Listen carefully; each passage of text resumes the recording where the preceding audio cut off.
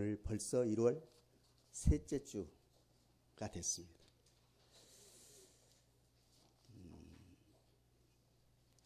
금년에 특별히 아까 우리 우리가 지향해야 할 목표는 하나님을 알고 섬기자.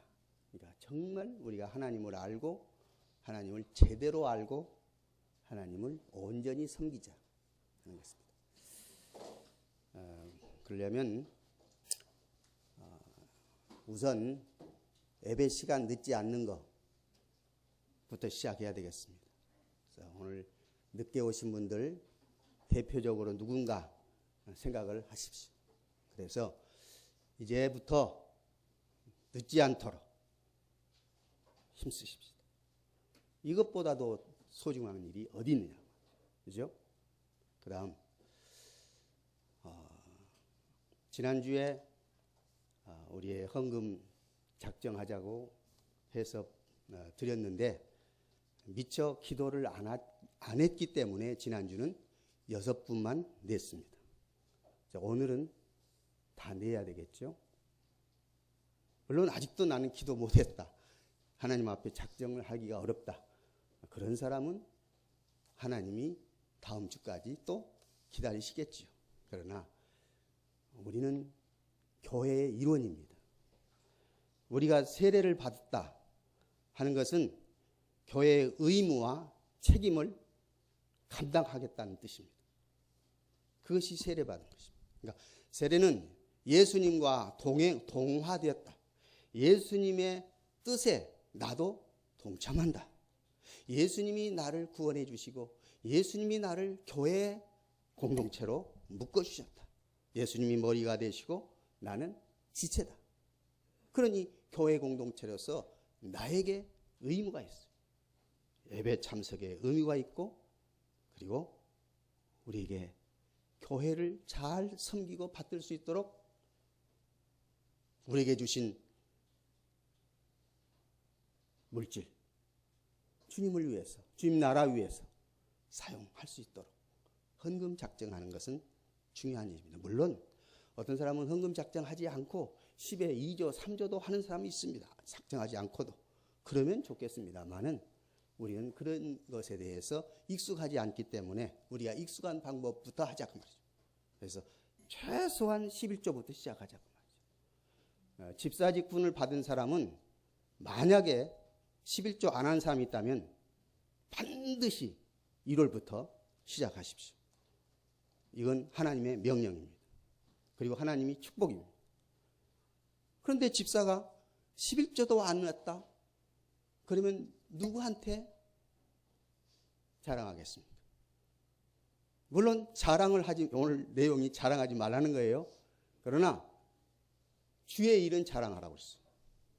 그러니까 우리가 자랑할 것이 있고 자랑하지 않을 것이 있는데 주의 일은 자랑해야 돼요. 정말로 그랬을까요? 주의 일을 자랑하라고 하는 말이 있을까요? 예, 있어요.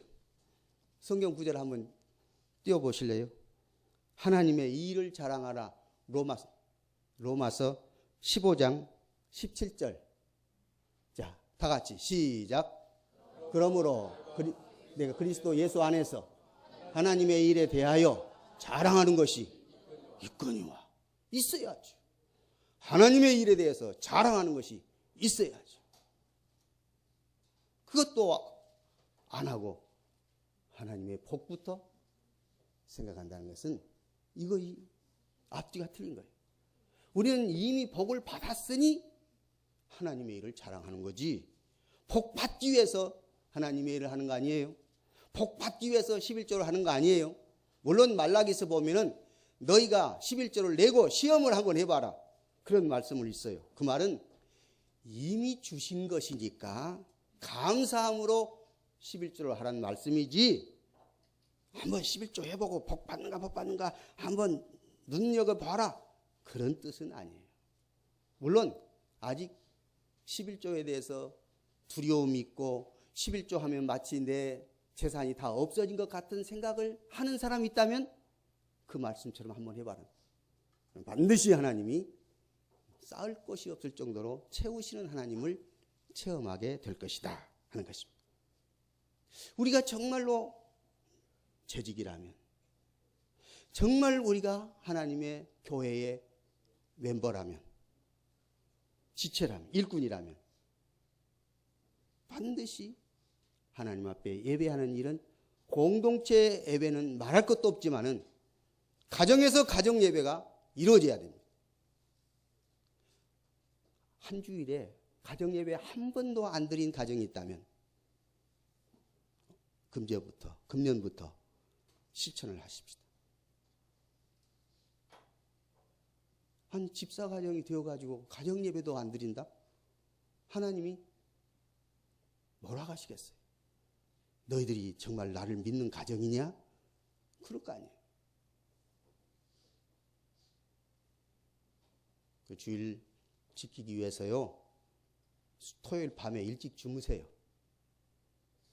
최소한 10시 전에는 자려고 하세요. 아이고, 요즘 세상 어떻게 그렇게 합니까? 아니, 주님이 기뻐하신 일을 하자니까요. 아주 강하게 제가 말씀을 한 것이 아니라 하나님이 강하게 말씀하시는 것입니다. 아멘. 우리 장로님이 금년에 저한테 요구한 것이, 장로님이 예배 오늘 늦게 오셨죠? 늦게 오신 거 지적하라고 했어요. 그래서 나 일부러 지적하는 거예요. 예. 그리고 여러분들이 금년에 저한테 하나씩 다 요구하세요. 뭘 해줬으면 좋겠냐. 우리 장로님처럼 화끈하시잖아요. 화끈하게 저한테 여러분들 요구한 것. 그러면 저는 또 제 목숨을 다해서 지키려고 노력하겠습니다. 그래서 금년에는 하나님을 기쁘시게 하는 일부터 하자고요. 그래서 하나님을 알고 할 때는 하나님이 기뻐하시는 일을 알아라, 그 뜻이지. 그렇잖아요. 하나님이 기뻐하시는 일이 뭐냐 그 말이에요. 하나님이 기뻐하시는 일이 무엇인가를 알고, 그 중에서 제일 첫째가 예배드리는 일이란 말이에요. 예배하는 일. 하나님이 기뻐하시는 일, 예배하는 일이. 그래서 예배하는 일을 만약에 놓치면 금년에 하나님과 나와의 관계가 멀어지고 있다는 증거입니다. 그러니까 하나님 앞에 예배하는 일을 최우선 순위로 하고, 그것이 이제 목적이 이끄는 삶에 대해서 그 5가지 아까 우리 읽었지요? 다시 한번 보세요. 목적이 이끄는 삶 첫째, 하나님의 기쁨을 위해서 뭐 하자? 예배하자. 하나님의 기쁨이 되기 위해서. 그러니까 하나님의 기쁨이 되면 그것은 내 기쁨도 된다고 말이죠. 내가 정말로 기쁨의 삶을 살려면 예배부터 출발하면 돼요. 그렇죠? 예배 드리는 삶. 그 다음에 두 번째는 뭐라 했죠? 하나님의 가족이라고 했지 않습니까? 가족. 우리는 하나님 교회의 공동체, 지체예요. 그러니까 교회의 지체로서 우리는 서로 교제가 이루어지도록 해야 될 것입니다. 하나님의 가족으로. 생각해 보세요. 가족이 어려움을 당하면 내가 얼마나 가슴 아픕니까? 가족이 기쁜 일을 만났을 때 내가 얼마나 기쁩니까? 그런 의미입니다. 우리는 가족이. 그러니까 물론 때로는 우리는 가족이면서도 어떨 때는 가장 가까운 사람에게 상처를 입기가 쉽습니다. 왜? 너무 가까우니까 말이 그냥 별로 생각하지 않고 나와버리기도 하고, 나는 별로 관심 없이 이야기했는데 상대방은 그 말이 깊이 박히기도 해요. 그러나 대신 가족이기 때문에 가족의 아픔을 누구보다도 가슴 깊이 아파하는 것이 가족이에요. 가족이기 때문에 가족의 기쁨과 감사가 있다면 덩달아 같이 기뻐하고 감사하는 거예요. 이 가족이에요. 우리 모두 가족입니다. 금년에 가족이. 나는 여러분들에게 문자도 보내고 전화도 하고 그러려고 노력하다가 어제는 어떻게 그냥 지나다가 그것도 저것도 못하고 말았어요. 그래서 여러분들은 우리 서로 생각해 보세요. 저만 하는 것이 아니라 우리 서로 하자고요. 직분을 맡은 자는 무엇 때문에 직분을 맡았느냐? 에베소서 4장 12절 보면 봉사일을 하게 하고, 봉사일을 하게 하고, 그리고 서로 세워주고, 그렇죠? 돌봐주고 세워주고 봉사하고, 이러기 위해서 직분자를 세웠기 때문에 직분자들이 한 주간에 우리 지체들에게 적어도 한 번씩 서로 연락하고 그런 지체가 되자. 그래서 도대체 어떤 기쁨이 있는지, 지금 이완석 장로님이 4주 이상 참석 못하고 계십니다. 우리 이정자 집사님 지금 3주째 참석 못하고 계십니다. 한번 제가 손들지 마세요. 물어볼게요. 죄송합니다. 이완석 장로님께 전화를 한번 해보신 분 손 내리세요. 이정자 집사님께 전화 한번 해보신 분 손 내리세요. 네.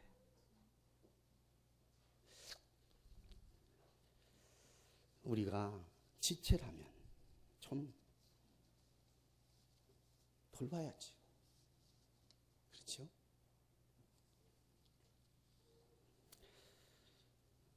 세 번째는 예수님 닮는 것입니다. 예수님 닮기 위해서 훈련을 받자. 물론 그동안 훈련을 많이 받아왔습니다. 예배 드리는 것도 훈련이고, 기도하는 것도 훈련이고, 우리가 서로 교제하는 것도 훈련이고, 다 훈련이죠. 말씀을 읽는 것도 훈련이고, 그죠? 이런 훈련을 우리가 더 꾸준히 잘 배워야 돼요. 그래서 이제 더 구체적으로, 더 체계적으로 우리 서울 삼강교회에서 교회들을 위해서 이번 특별 지도자 훈련을 하게 되는 것입니다. 그래서 이 지도자 훈련에 이제 6주간 갔다 오시면 우리 교회에 적용이 될 수 있도록 한번 시도를 해보자 그 말이죠. 더 지금까지 해온 것을 다시 정비해서 하자 그 말이죠. 그래서 승순이 권사님과 나정혜 권사님 그리고 노민한 목사님 이 세 분이 이제 참석하셔서 잘 배울 수 있도록 기도해 주시고, 이들만 훈련받는 것이 아니라 나도 훈련받게 해 주십시오. 그래서 다 같이 훈련받도록 하십시다. 그 다음에 하나님을 섬기기 위해서 우리가 더욱 힘쓰자. 사역은 바로 오늘 기도하는 것도 사역이요. 그렇지 않아요? 문자를 보낸 것도 사역이요. 만나는 것도 사역이요. 전화하는 것도 사역이요. 그래서 우리 교회는 일단 순모임도 해봤고 구역 모임도 해봤고 모든 걸 다 해봤는데 하다가 힘이 빠지고 그런 현상들이 많이 나타났죠. 그래서 금년부터는 우리가 모일 수 있는 사람 중심으로 모이는 것이 좋겠습니다. 그래서 우리 장로님들은 장로님들끼리 한번 모임을 가져야 되겠고, 또 중직자들은 다른 중직자들끼리 모임도 갖고, 집사님들은 집사님들 갖고, 그래서 이번에는 남자 집사님들 모임도 한번 해보고, 여자 집사님 모임도 해보고, 중직자 모임도 해보고, 장로님 모임도, 권사님 모임 각각 우리 성도들 남선교회라는 것도 아예 좀 활성화시켜보고, 여성교회도 활성화시켜보고, 이렇게 해서 뭔가 움직이고, 우리는 큰 교회 지향하는 것은 하나님이 원치 않으신 것 같아요. 그래서 작은 교회로서 정말 아름다운 교회, 복된 교회, 하나님이 이 빛과 소금 교회는 정말 좋은 교회다 인정하는 그런 교회로, 그래서 우리가 서로 사랑하고 청년들이 이렇게 훌륭하게 성장하는 교회가 어디 있느냐, 이렇게 하나님의 자녀들이 기쁨으로 주를 섬기는 교회가 어디 있느냐, 빛과 소금 교회 가봐라 할 정도로 그런 교회 될 수 있기를 원합니다. 그래서 이제 우리에게 주신 사명 감당하죠. 전도도 어제도 보니까요. 토요일 날 그렇게 추운 날씨에 우리 한 보면 몇 명이 됐죠? 10명 가까이 됐죠?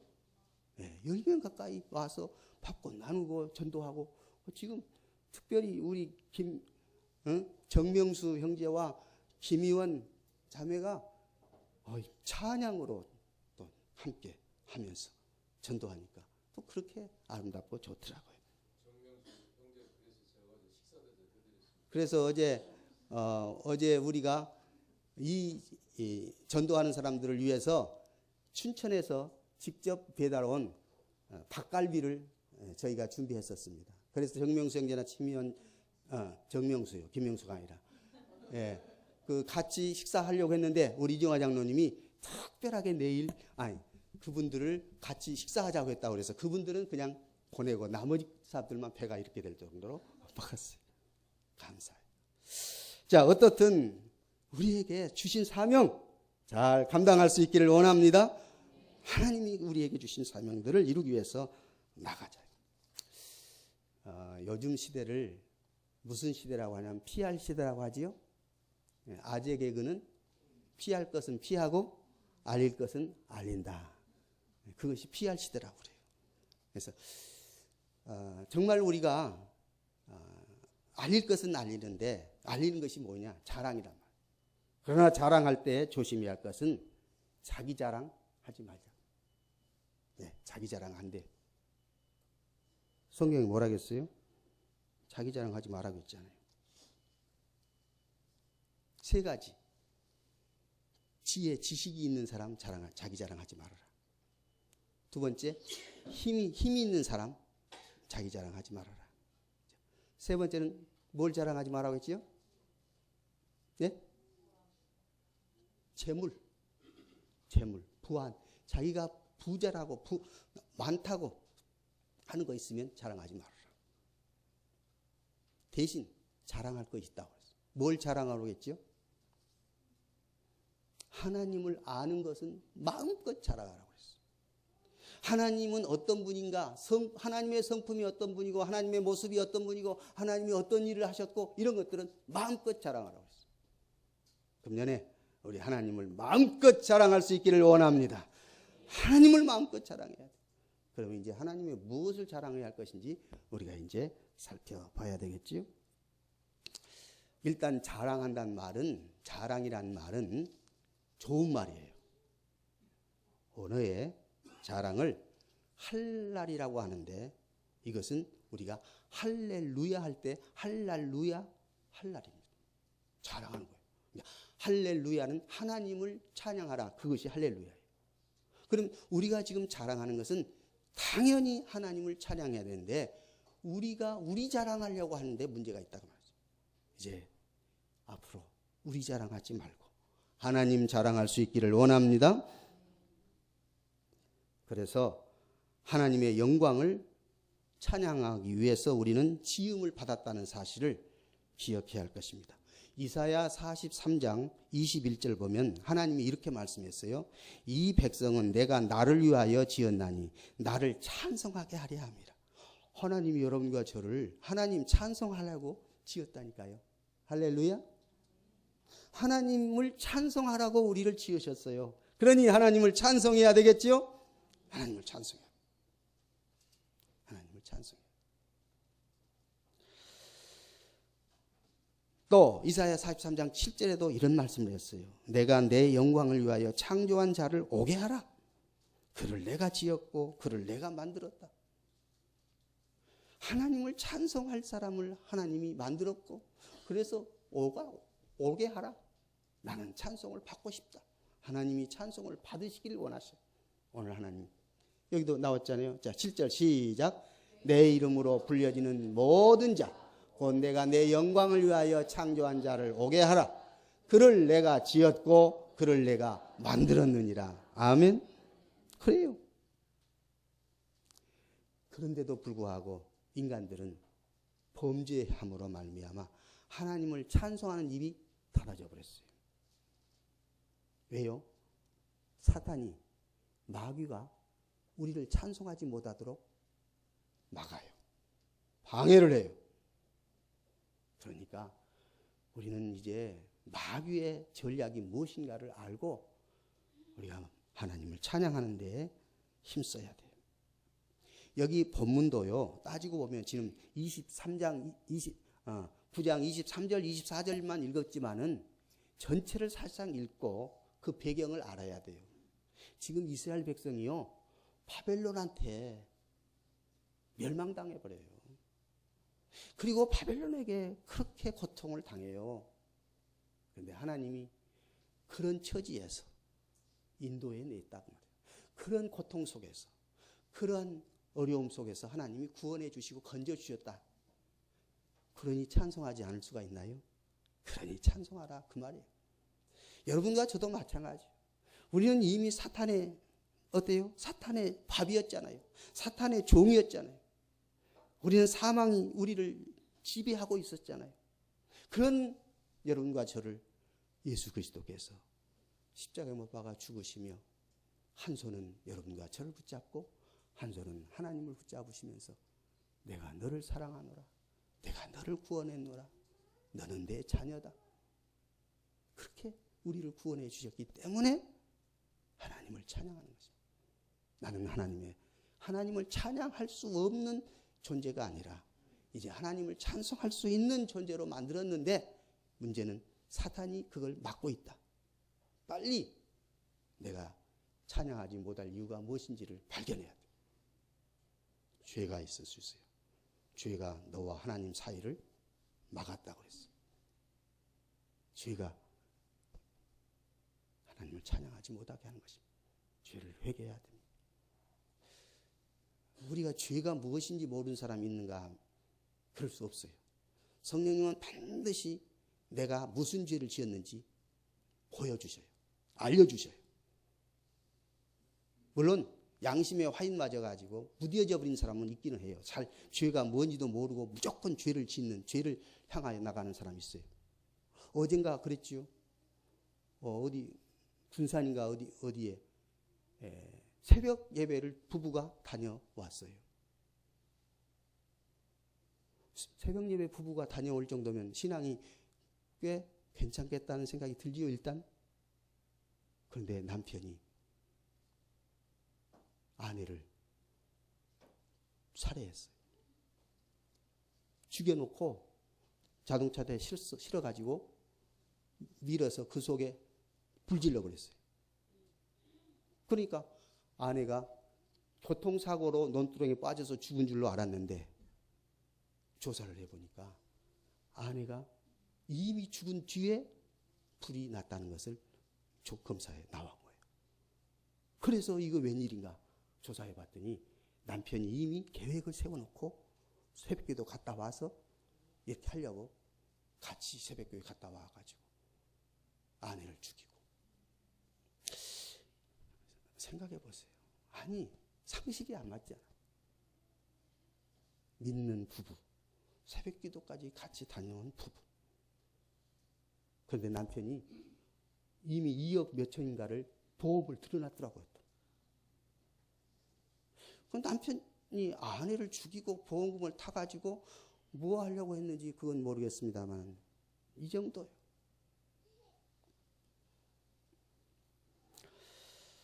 오늘 하나님께서 나에게 원하신 것이 무엇인지를, 하나님의 뜻이 무엇인지를 빨리 깨닫고 하나님 앞에 엎드리고 하나님을 찬양하고 하나님의 일을 자랑하고 찬송할 수 있는 여러분과 제가 되어질 수 있기를 주의 이름으로 축복합니다. 자, 그래서 이제 본문 다시 23절을 보십시다. 예레미야 9장 23절 말씀 다시 읽어보세요. 시작. 여호와께서 이와 같이 말씀하시되 지혜로운 자는 그 지혜를 자랑하지 말라. 용사는 그 용맹을 자랑하지 말라. 부자는 그 부함을 자랑하지 말라. 자, 지혜, 용맹, 그리고 부함 그랬어요. 그런데요, 이것은 아주 좋은 일이잖아요. 아니, 지혜가 얼마나 좋고 용맹, 힘이 얼마나 좋습니까? 아니, 부한 것, 재산, 재물, 나쁠 것이 뭐 있어요? 다 좋은 것이잖아요. 그런데 좋은 것 때문에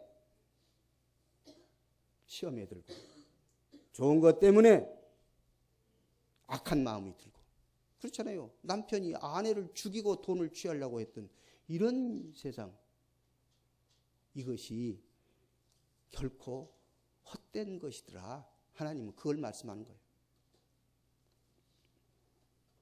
자랑은 다른 사람 마음의 시기와 경쟁심을 유발합니다. 어떤 사람은 자녀를 자랑하고 남편을 자랑하고 아내를 자랑하고 권세도 돈도 인물도 자랑하는 사람이 있어요. 물론 어느 정도까지는 그것도 봐줄만 해요. 그러나 지나치면 그것 때문에 상대방에게 시기를 당하고 목숨까지도 잃는 사람들 많잖아요. 자랑이 있는 곳에 평화가 없습니다.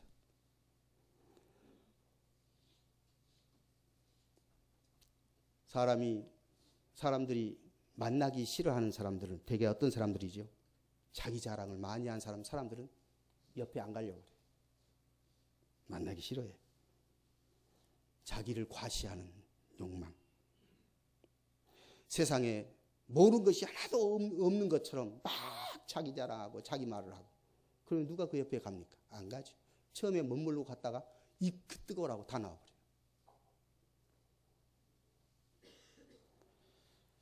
모든 대화를 주도하려고 하는 사람, 그 사람을 만나면 피곤하지.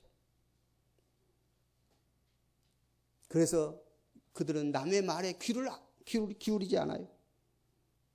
가르칠 것만 가르치려고 하고 배울 것은 전혀 없는 것처럼 자꾸 말을 하는 그런 사람, 자랑하는 사람 만나고 싶지 않은 거예요. 물론 사람은 자랑하고 싶은 욕심이 다 나와요. 있기는 해요. 하지만 절제하라고 말해요. 자랑하지 말라고 말해요. 그러면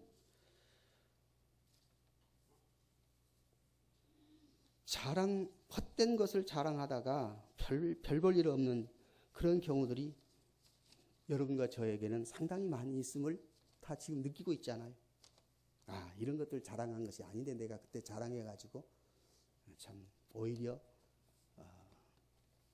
마음이 찝찝하고 상대방으로 하여금 별로 관심을 받지 못한 그런 것들이 많이 있어요. 어떤 사람이요, 바닷가 주택으로 이사를 갔어요. 그런데 그 이웃집에 사는 사람은 낚시광이에요. 시간만 있으면 바닷가에 가서 낚시를 해요. 그래서 이사를 가서 그 이웃집하고 인사는 나눴는데 아직 친한 상태가 되지 못해요. 왜? 계속해서 이 낚시광은 낚시만 하러 나가니까. 그런데 어느 날 이 낚시광이 낚시를 갔다가 와서 그 이웃집에 이사 온 집에 이제 자기가 잡아온 제일 큰 고기 딱 가지고 자기 이웃집에 들어갑니다. 그러니까 이웃집에 있는 이제 이사 온 사람은 그 낚시광이 저렇게 큰 고기를 자기한테 가져온 것을 보고 깜짝 놀랐어요. 그래서 얼른 나가서 그 고기를 딱 받아들고 아이고 이렇게 큰 고기를 잡아서 저에게 선물을 주시려고 오셨어요. 감사합니다. 그런데 이 낚시광은 이 고기를 주면서 당황해요. 어쩔 줄 몰라 해요. 그러니까 이 이사 온 사람이 별로 친하지 않아서 아직 낯이 써먹써먹해서 그런 모양이다 하고 그걸 가지고 집에 들어가서 감사하게 잘 먹었어요. 그리고 낚시광은 얼마 후에 만났는데 이제 친해졌잖아요. 얼마 후에 만나서 사실 내가 고백할게요. 나는 그때요, 내가 이렇게 큰 고기를 잡았다고 자랑하려고 당신한테 가져가는 중이었는데 당신이 딱 잡아가지고 선물한 줄로 착각을 했어요. 결국 자랑은 본전도 못 찾는다. 자랑은 본전도 못 건지는 것이 자랑일 수 있다. 우리 자랑하는 것, 이 자랑은 내 것을 자랑한 것, 그 말이에요. 하나님이 나에게 주셔가지고 하나님의 은혜로 자랑하는 것을 얼마든지 자랑할 수 있는데, 내가 이렇게 해서 하는 것들을 자랑하지 말라, 그 말입니다. 어떤 분은 이런 이야기를 했어요. 자랑하는 것이 남을 욕하는 것보다는 낫다. 그러니까 욕하는 것보다는 낫지만은 자랑하는 것 하지 말자, 그 뜻이에요. 그리고 우리 성경적으로 살펴보면 소유가 아닌 존재를 자랑하라고 그렇게 말씀했습니다. 내가 있는 것, 내가 가진 것, 내가 좋다고 생각하는 것, 내 것을 가지고 자랑하지 마. 내가 내 것이라고 소유한 것 자랑하지 말고, 내가 누군가 존재에 대해서 자랑하라. 나는 하나님의 아들이고, 나는 하나님의 백성이고, 나는 하나님이 함께 하신다고 하는 이 존재를 우리는 자랑하자. 그래서 아까 우리 하나님의 일을 자랑하라고 그랬는데, 이제 두 번째는 하나님의 이름을 자랑해야 돼요. 자, 역대상 16장 10절입니다. 역대상 16장 10절이에요. 자, 여기 있어요. 시작.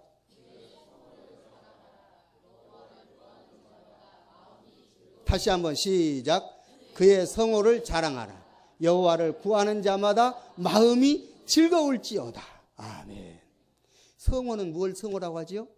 이름을 성호라고 하죠. 하나님의 이름, 거룩한 이름, 성호. 하나님의 거룩한 이름 자랑하라. 여호와를 구하는 자마다 마음이 즐거울지로다. 그러니까 우리가 하나님의 이름을 찬양하고 구하는 것은 우리 마음이 즐거운 거예요. 이 즐거움을 맛볼 수 있기를 원합니다.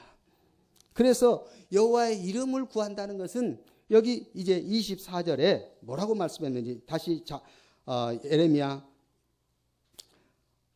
9장 24절입니다. 시작. 자랑하는 자는 이것으로 자랑할지니 곧 명철하여 나를 아는 것과 나 여호와는 사랑과 정의와 공의를 땅에 행하는 자인 줄 깨닫는 것이라. 나는 이 일을 기뻐하노라. 여호와의 말씀이니라.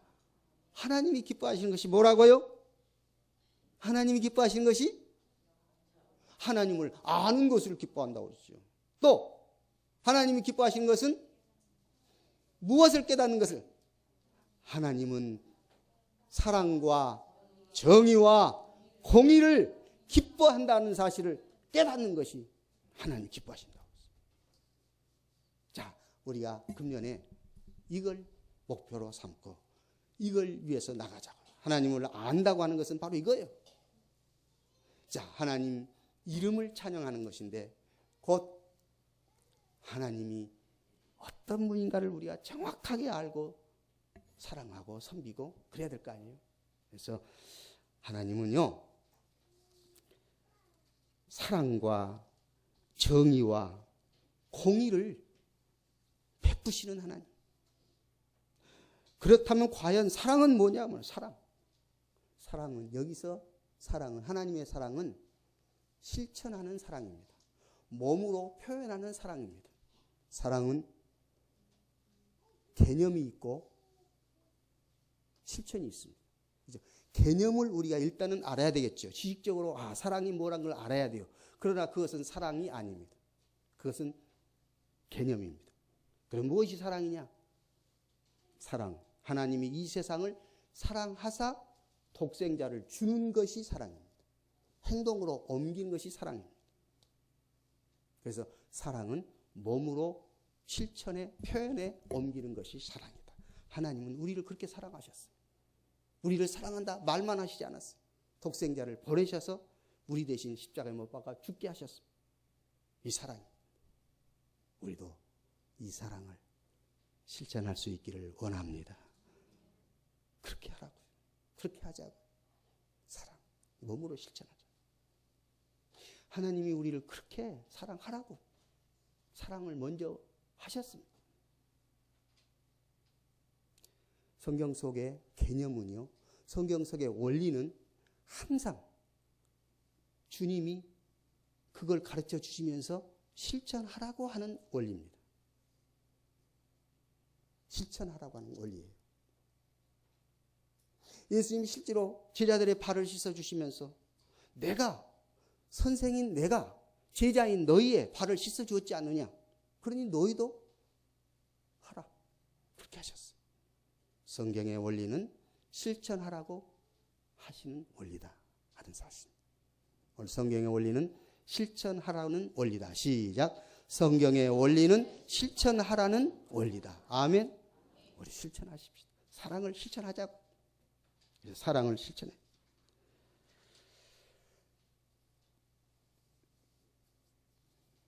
그런데 문제는 여기에 이제 심각한 문제가 있지요. 아니, 사랑을 실천하고 싶어요.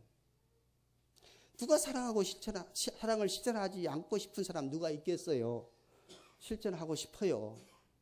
그런데요, 그 인간 생각만 해도 실천을 하고 싶지 않은데요.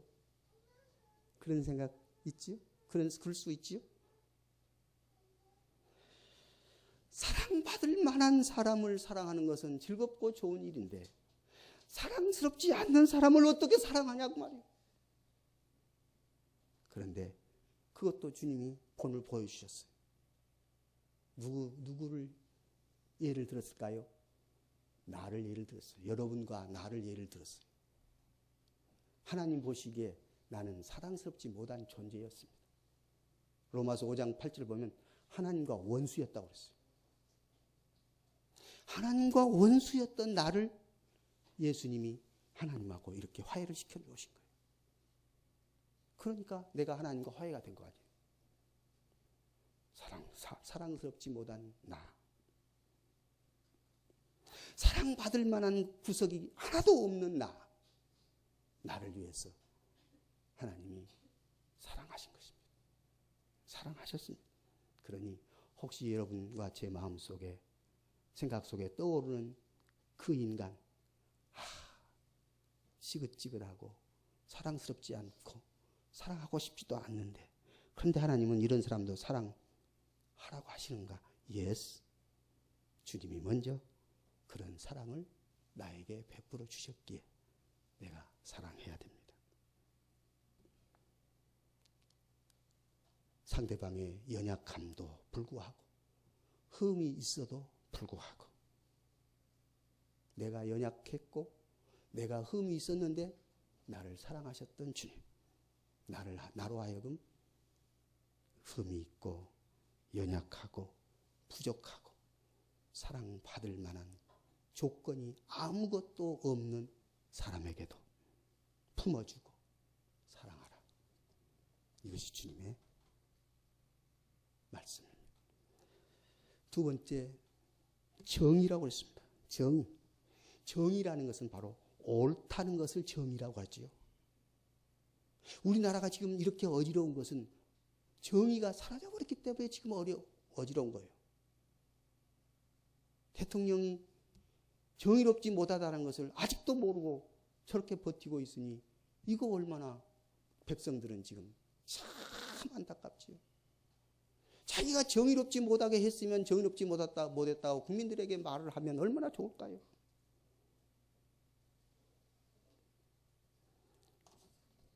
그런데 누구는 뭐 여러 가지로 이야기를 했습니다마는 여러분과 저만큼은 이제 그 사람들은 그 사람이고 이제 우리부터라도 정의롭게 나가자 그 말이에요. 그렇죠? 우리가 고칠 수는 없어요. 다른 사람들을 고칠 수는 없어요. 하나님이 고쳐주셔야지. 그러나 나는 고칠 수 있잖아요. 나는 정의롭게 살 수 있잖아요. 근데 문제는 내가 정의롭게 못 사니까 지금 나라가 이 모양이라는 결론을 맺을 수도 있는 것입니다.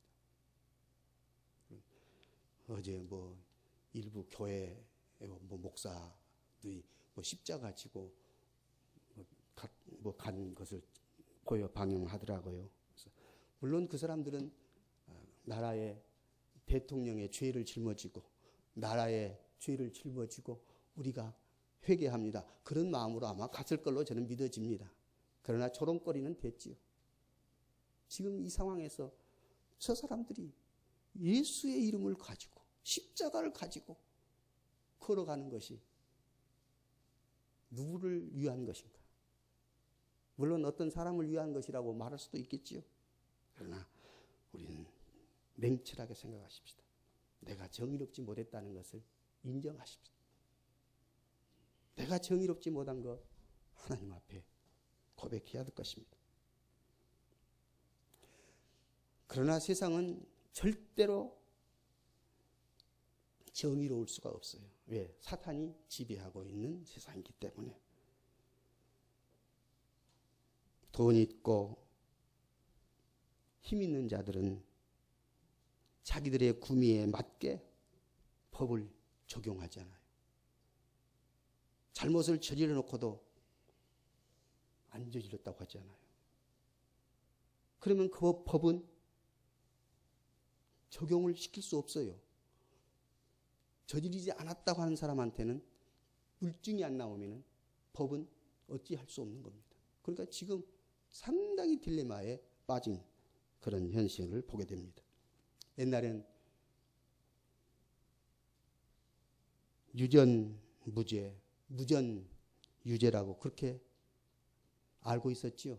근데 요즘 보니까 유전유죄도 있더라고요. 그렇죠? 돈 많은 사람들이 퍼주어가지고 지금 구속되게 돼 있어요. 그런 현상. 우리 정의롭지 못한 사회 타락하기 전에, 정의롭지 못한 국가 대통령 욕하기 전에 내가 정의로웠는가? 먼저 내가 정의로운가를 점검하고 우리 정의로운 삶을 살아갈 수 있기를 주의 이름으로 축원합니다.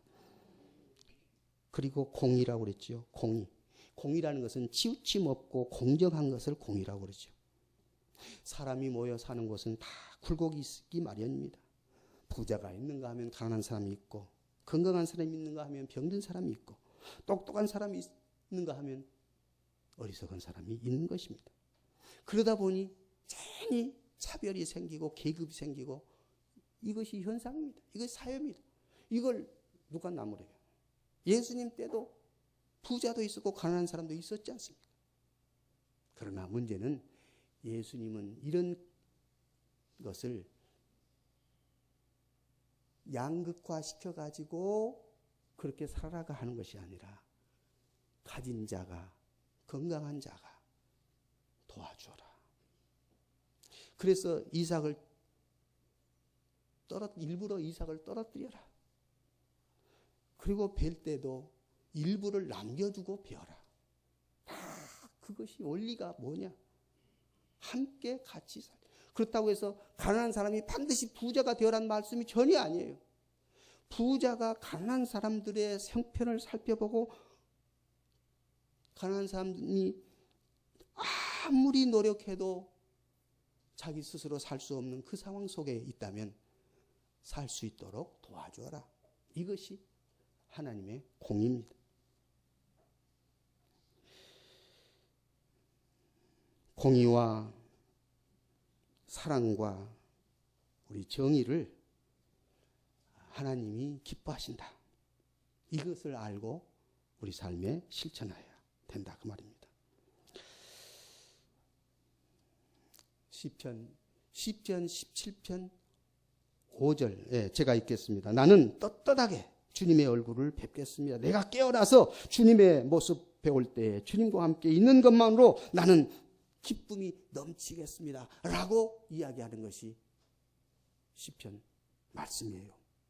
다시 말해 내가 떳떳하게 주님 얼굴을 볼 수 있도록 해주십시오. 그 말은 내가 스스로 떳떳해 그 말이 아니라 주님이 나에게 그런 삶을 살게 하셨으니 내가 이제는 그런 삶을 삶으로 떳떳하게 나가겠습니다. 이게 정의로운 삶.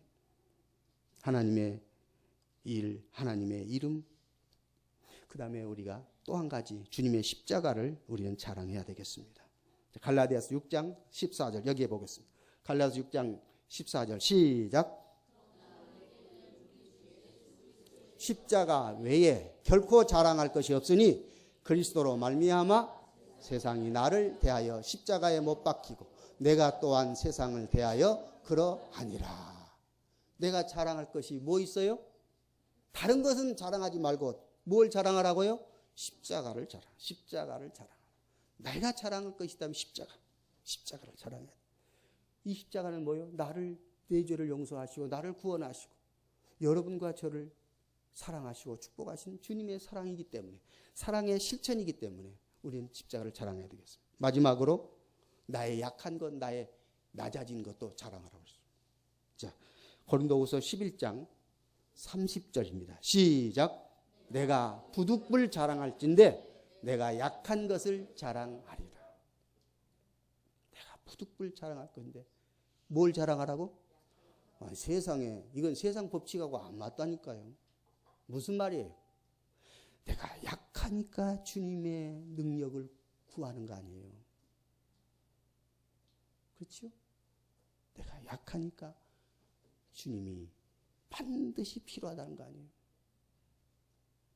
그래서 때때로 우리가 잘한 것 주님이 딱 칠 때가 있어요. 여러분 그걸 깨닫는 사람이 있을 거예요. 내가 자랑하고 싶은 것, 그것 때문에 내가 높아지고 싶은 것 하나님은 탁 때려요. 쳐요. 왜 쳤을까요? 약해질 때 네가 나를 의지하라고. 그러니까 약한 것도 축복이에요. 그 바울 사도는 그랬잖아요. 내가 약한 것을 자랑한다는 말, 그 말이에요. 오늘 내가 병들어 봐야 건강에 참 의미를 깨닫게 돼요. 내가 낮아져 봐야 무엇이 높은가를 알게 돼요. 이 금년에 우리가 자랑할 것은 이제 다른 것 자랑하지 말고 하나님의 일을 자랑하고 하나님의 이름을 자랑하고 주님의 십자가를 자랑하고 그리고 나의 약한 것, 나의 낮아진 것을 자랑할 수 있기를 우리 주 예수 이름으로 축복합니다. 하나님, 우리를 사랑하시고 구원해 주셔서